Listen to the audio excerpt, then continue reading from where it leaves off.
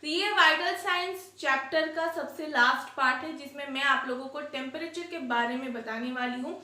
और जो प्रीवियस थे यानी कि वाइटल साइंस का इंट्रोडक्शन पार्ट, पल्स, रेस्पिरेशन और ब्लड प्रेशर, वो मैंने ऑलरेडी पढ़ा दिया है। जिन्होंने वो वीडियोस नहीं देखे हैं वो मेरे चैनल पे जाके वो डायरेक्टली वहाँ पे देख सकते हैं। और इस वीडियो के एंड पे मैं एंड स्क्रीन पे वो सारे वीडियोस के जो लिंक्स है वो मैं वहाँ पे शेयर कर दूंगी ताकि आप लोगों को कोई प्रॉब्लम ना हो वो देखने के लिए।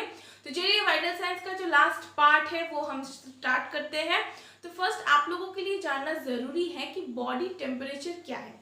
बॉडी टेम्परेचर जो है ये एक आपका बैलेंस होता है बॉडी का, जिसमें जो हीट प्रोडक्शन होता है बॉडी में और जो हीट लॉस्ट होता है बॉडी से उसका एक बैलेंस है, उसको बोलते हैं बॉडी टेम्परेचर। बहुत सारे रीजंस या फिर फैक्टर्स के वजह से या फिर किसी भी डिजीज कंडीशन के वजह से ये जो टेम्परेचर है बॉडी टेम्परेचर वो बढ़ जाता है, तो फिर उसको हम बोलते हैं फीवर। इसका और भी अलग अलग टर्म्स है जो मैं आप लोगों को बाद में बताने वाली हूँ। फिलहाल ये जो है ये आपका बॉडी टेम्परेचर का डेफिनेशन और जो कॉन्सेप्ट है। नेक्स्ट जो है ये आप लोगों के लिए जानना बहुत ही ज़रूरी है कि नॉर्मल जो बॉडी टेम्परेचर है वो कितना है। तो नॉर्मल जो है मैं यहाँ पे लिख रही हूँ, वो नॉर्मल जो है ये बहुत लोगों को पता होगा क्योंकि ये बहुत ही एक बेसिक क्वेश्चन है। तो नॉर्मल है आपका 98.6 डिग्री फ़ारेनहाइट। ये है आपका नॉर्मल बॉडी टेम्परेचर, एक अडल्ट का मैं बोल रही हूँ, ये नॉर्मल टेम्परेचर है। तो अगर इससे बढ़ जाता है बहुत सारे रीजंस की वजह से ये जो नॉर्मल आपका बॉडी टेम्परेचर है वो बढ़ जाता है। नेक्स्ट आप लोगों के लिए जानना बहुत ही ज़रूरी है कि अगर नॉर्मल बॉडी टेम्परेचर से वो बढ़ जाता है किसी भी रीजंस में तो उसको क्या बोलते हैं। तो नॉर्मल बॉडी टेम्परेचर से अगर टेम्परेचर ज़्यादा होता है तो फिर उसको बोलते हैं हम हाइपरथर्मिया। यहाँ पे मैं एक सिंबल दे देती हूँ ताकि आप लोगों को समझने में आसानी हो, कोई कंफ्यूजन ना हो। अगर ये बढ़ जाता है तो फिर उसको बोलते हैं हाइपरथर्मिया। कितना बढ़ जाता है? अगर ये बढ़ जाता है आपका 105 डिग्री फ़ारेनहाइट से अगर ये बढ़ जाता है तो फिर हम उसको बोलेंगे हाइपरथर्मिया। बहुत सारे बुक्स में ये डिफरेंट दिए गए हैं, तो ये मैं बता रही हूँ, ये एक आपका एवरेज है 105 डिग्री फ़ारेनहाइट अगर ये बढ़ जाता है। तो अगर ये कम हो जाता है तो फिर सिर्फ चेंज होगा आपका जो प्रीफिक्स है इसमें, जैसे कि हाइपर हो रहा है क्योंकि ये रिड्यूस हो रहा है, यानी कि अगर ये कम हो रहा है आपका बॉडी टेम्परेचर तो फिर उसको बोलते हैं हाइपोथर्मिया। सिर्फ ये जो आपका प्रीफिक्स है सिर्फ ये चेंज होगा आपका हाइपो का, और यहाँ पे है आपका हाइपर, बाकी सब सेम है। 94 डिग्री फ़ारेनहाइट से अगर ये कम हो रहा है यानी कि बॉडी टेम्परेचर अगर कम हो रहा है तो फिर हम उसको बोलेंगे हाइपोथर्मिया। ये जो टर्म्स है ये आप लोग ज़रूर याद रखिए, बहुत इंपॉर्टेंट क्वेश्चन है। अगर ये जो फीवर है या फिर अगर बॉडी टेम्परेचर बढ़ जाता है तो उसको हाइपरथर्मिया के साथ साथ और एक भी बोलते हैं, उसको बोलते हैं पायरेक्सिया। हाइपर पायरेक्सिया या हाइपोपायरेक्सिया ये भी बोलते हैं। पायरेक्सिया का मतलब भी आपका फीवर होता है, तो ये एक सिनोनिम है, ये आप लोगों को शायद पूछ सकते हैं कि इसको क्या बोलते हैं या फिर इसका और एक नाम क्या है, इसीलिए आप लोगों को ये जान के रखना बहुत ही ज़रूरी है। टेम्परेचर में भी बहुत सारे फैक्टर्स रिस्पॉन्सिबल होते हैं, जो बॉडी टेम्परेचर है उसको बढ़ाने में या उसको कम करने में बहुत सारे फैक्टर्स रिस्पॉन्सिबल होते हैं जो मैं अभी आप लोगों को बताने वाली हूँ। नेक्स्ट तो फर्स्ट जो फैक्टर है वो है आपका BMR। मैं यहाँ पे लिख रही हूँ, जो लोग नोट्स बना रहे हैं वो लोग लिख लीजिए ताकि आप लोगों को कोई प्रॉब्लम ना हो, इसलिए मैं लिख के पढ़ा रही हूँ। फर्स्ट है आपका BMR। BMR का जो फुल फॉर्म है वो है आपका बेसल मेटाबॉलिक रेट, यानी कि अगर आपका जो बॉडी में मेटाबॉलिज्म हो रहा है अगर वो बढ़ रहा है तो फिर आपका जो बॉडी टेम्परेचर है वो भी आपका बढ़ेगा।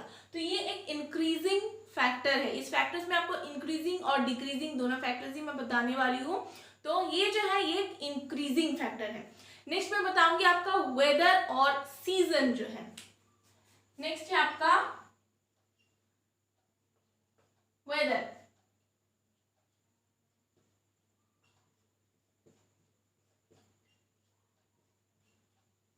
वेदर या सीजन भी आप लोग लिख सकते हैं कि कौन से सीजन में आप चेक करें। अगर आप समर सीजन में चेक करें तो आपका जो बॉडी टेम्परेचर है वो आपका ज़्यादा होगा।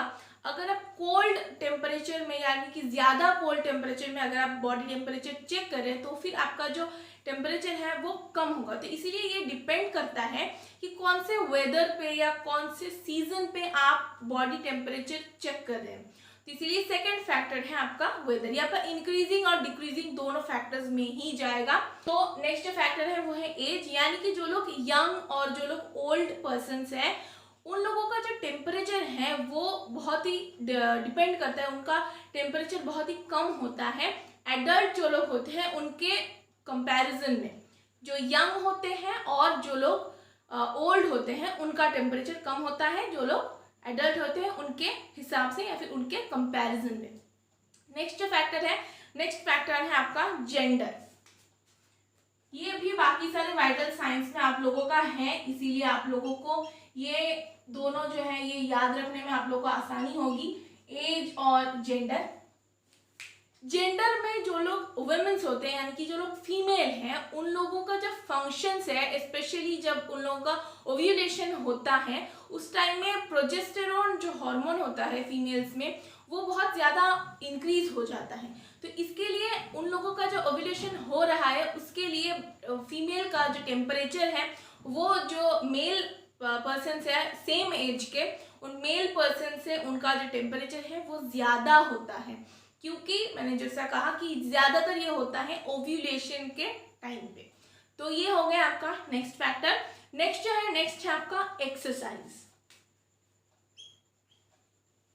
तो फिफ्थ है आपका एक्सरसाइज। ये भी आपका बहुत ही कॉमन है हर एक वाइटल साइंस में। तो फिफ्थ है आपका एक्सरसाइज। अगर आप एक्सरसाइज या फिर आप वार्म अप करेंगे तो फिर आपका जो बॉडी टेम्परेचर है वो आपका बढ़ जाएगा। ये एक आपका इंक्रीजिंग फैक्टर है। नेक्स्ट है आपका इनएडिक्वेट हीट प्रोडक्शन, यानी कि अगर आपका जो बॉडी में हीट प्रोड्यूस हो रहा है अगर वो ज़्यादा नहीं हो रहा है, उससे ज़्यादा अगर आपका हीट लॉस हो रहा है तो फिर आपका जो बॉडी टेम्परेचर है वो नॉर्मल टेम्परेचर से बहुत कम हो जाएगा, यानी कि आपको हाइपोथर्मिया होने का चांसेस हैं। इसीलिए ये एक आपका डिक्रीजिंग फैक्टर है। तो नेक्स्ट आपका जो फैक्टर्स है वो है आपका मसल एक्टिविटी, जो मैंने यहाँ पे 7 नंबरिंग करके लिखा गया है। मसल एक्टिविटी मतलब जितना आपका मसल का जो एक्टिविटी है वो जितना आपका ज़्यादा होगा आपका जो बॉडी टेम्परेचर है वो भी आपका उतना ही बढ़ेगा। तो ये आपका एक इंक्रीजिंग फैक्टर है मसल एक्टिविटी। तो यहाँ पे हो गए आपके सारे फैक्टर्स जो रिस्पॉन्सिबल है बॉडी टेम्परेचर को चेंज करने के लिए, बढ़ाने में या कम करने में। यहाँ पे सारे आपकी इंक्रीजिंग और डिक्रीजिंग फैक्टर्स है। अगर आपका क्वेश्चन आता है तो ये सारे पॉइंट्स लिखने के साथ साथ आप लोग अपने लैंग्वेज में, इजी लैंग्वेज में उसको डिफाइन भी कीजिएगा, वरना आप लोगों को नंबर नहीं दिया जाएगा। ये आपका एक बहुत इंपॉर्टेंट क्वेश्चन है। ये 5 मार्क्स का या फिर आपका 2 मार्क्स का क्वेश्चन आ सकता है। फीवर या फिर अगर आपको हाइपर पायरेक्सिया या और हाइपरथर्मिया अगर होता है तो उसमें आप मैनेजमेंट क्या करेंगे, ये आपका 5 मार्क्स का एक क्वेश्चन है, बहुत इंपॉर्टेंट क्वेश्चन है। तो अगर फीवर या हाइपर पायरेक्सिया या फिर हाइपरथर्मिया अगर किसी भी पर्सन को या पेशेंट को हुआ है तो फिर फर्स्ट जो हम मैनेजमेंट जो करेंगे वो है आपका एंटीपायरेटिक्स, यानी कि ये एक मेडिसिन है। यहाँ पे मैं लिख रही हूँ एंटीपायरेटिक्स।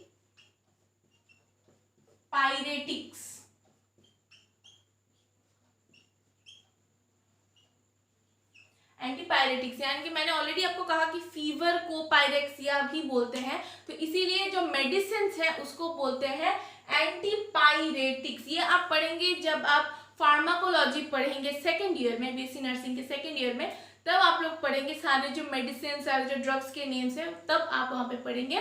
फिलहाल आप ये जान लीजिए एंटीपायरेटिक्स, इसके अंडर में आप लोगों को बोलना होगा कुछ मेडिसिन के नाम भी बोलना होगा। तो ये है आपका फर्स्ट मैनेजमेंट जो आपको करना है। सेकेंड जो आपका मैनेजमेंट है, सेकेंड मैनेजमेंट है आपका कोल्ड स्पॉन्ज बाथ। सेकेंड है आपका cold sponge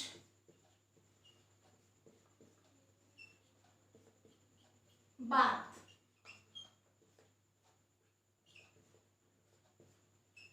cold sponge bath मतलब जिन लोगों का टेम्परेचर बहुत बढ़ जाता है उन लोगों को कोल्ड कंप्रेशन या जो आपका ठंडा किसी भी पानी से या फिर स्पॉन्ज है, इसलिए स्पॉन्ज से उनको बाथ या फिर बॉडी का जो सरफेस है वो क्लीन होता है, इसको कोल्ड स्पॉन्ज बाथ बोलते हैं। ये आपका एक प्रैक्टिकल भी है फर्स्ट ईयर में, बीएससी नर्सिंग फर्स्ट ईयर में आपका ये प्रैक्टिकल है।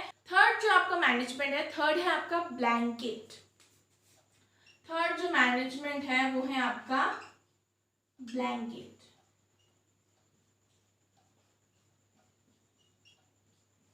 यानी कि अगर ज्यादा किसी को फीवर है, अगर ज्यादा टेम्परेचर बढ़ गया तो उन लोगों को शिवरिंग होता है, तो इसीलिए उन लोगों को एक्स्ट्रा ब्लैंकेट्स दिया जाता है ताकि उन लोगों को ज्यादा ठंड ना लगे, इसीलिए उन लोगों को एक्स्ट्रा ब्लैंकेट्स जो है वो हम लोग प्रोवाइड करते हैं। नेक्स्ट जो मैनेजमेंट है, नेक्स्ट है आपका कंफर्टेबल एनवायरनमेंट। नेक्स्ट है आपका एनवायरनमेंट।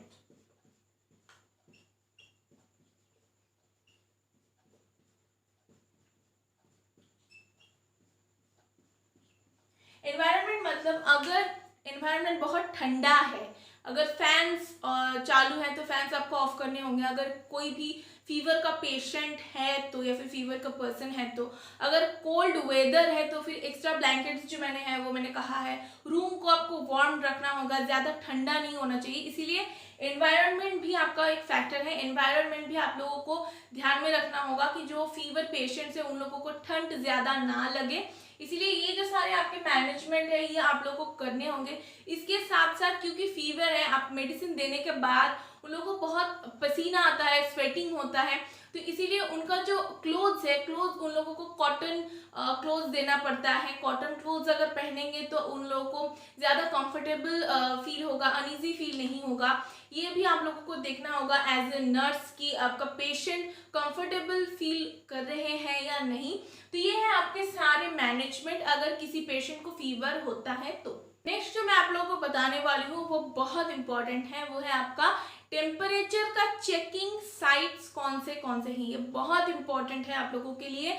वाइवा में या फिर आपका जो इंटरव्यूज में आपको ये क्वेश्चन पूछ सकते हैं कि कौन से हम साइट्स है जहाँ से हम टेम्परेचर चेक कर सकते हैं। जैसे कि पल्स या ब्लड प्रेशर चेक करने के बहुत सारे साइट्स होते हैं, वैसे टेम्परेचर चेक करने का भी बहुत सारा साइट्स होता है। तो उसमें जो फर्स्ट और सबसे कॉमन जो है वो है आपका ओरली। फर्स्ट जो साइट है, फर्स्ट है आपका ओरली।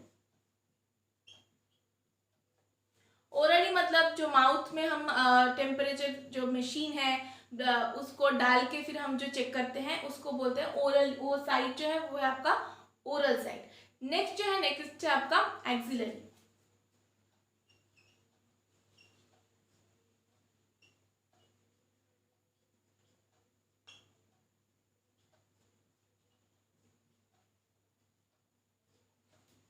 एक्सिलरी मतलब ये जो अंडर आर्म्स में जो हम चेक करते हैं, टेम्परेचर मापने की जो मशीन है उसको पुट करके फिर हम अंडर आर्म्स से चेक करते हैं, वो भी एक साइट है आपका टेम्परेचर चेक करने के लिए।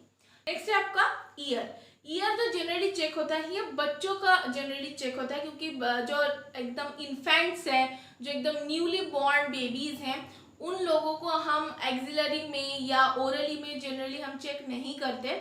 जनरली उनका जो रेक्टल साइट या फिर जो आपका ईयर या टिम्पैनिक मेम्ब्रेन जो है वहाँ से हम चेक करते हैं। उसका जो मशीन है वो थोड़ा अलग टाइप का दिखता है, तो वहाँ से भी हम जो टेम्परेचर है वो हम चेक कर सकते हैं। और जो लास्ट साइट है वो मैंने कहा ऑलरेडी, वो है आपका रेक्टल साइट। 4 जो है वो है आपका रेक्टल साइट। ये जो 4 आपके साइट्स हैं, ओरली, एक्सिलरी, ईयर और रेक्टल, ये 4 साइट्स में जनरली आपका टेम्परेचर चेक होता है। लेकिन इसमें एक ट्विस्ट है। ट्विस्ट ये है कि टेम्परेचर जब आप चेक करते हैं, सिर्फ आपका जो ये ओरली है, ओरली जब आप चेक करते हैं तभी सिर्फ आपको एक्चुअल जो आपका टेम्परेचर है वो आपको सिर्फ ओरली अगर आप चेक करेंगे तभी आपको मिलेगा। अगर आप एक्सिलरी में चेक कर रहे हैं तो उसका जो टेम्परेचर है वो आपका बॉडी का जो कोर टेम्परेचर है उससे 1 डिग्री कम रहता है। इसीलिए जब भी आप एक्सिलरी में चेक करेंगे जो टेम्परेचर आपको दिखा रहा है थर्मोमीटर में उसमें जो आ रहा है उससे आपको +1 डिग्री करना होता है, क्योंकि 1 डिग्री कम रहता है कोर टेम्परेचर में। तो यहाँ पे आपका होगा +1 डिग्री आपका होगा, क्योंकि यहाँ पे 1 डिग्री कम रहता है। और जो लास्ट है जो रेक्टल जो है, रेक्टल में आपका जो कोर टेम्परेचर से आपका 1 डिग्री ज्यादा रहता है। तो इसीलिए अगर किसी पर्सन का या पेशेंट का या बच्चे का अगर रेक्टल में टेम्परेचर चेक हो रहा है तो उसका जो टेम्परेचर दिखा रहा है उससे 1 डिग्री वहां से माइनस करना होगा, यहाँ से 1 डिग्री आपका माइनस होगा। ये जो है ये आप लोगों को याद रखना होगा कि ओरली में सिर्फ आपको एक्चुअली जो टेम्परेचर है वो आप लोगों को मिलेगा।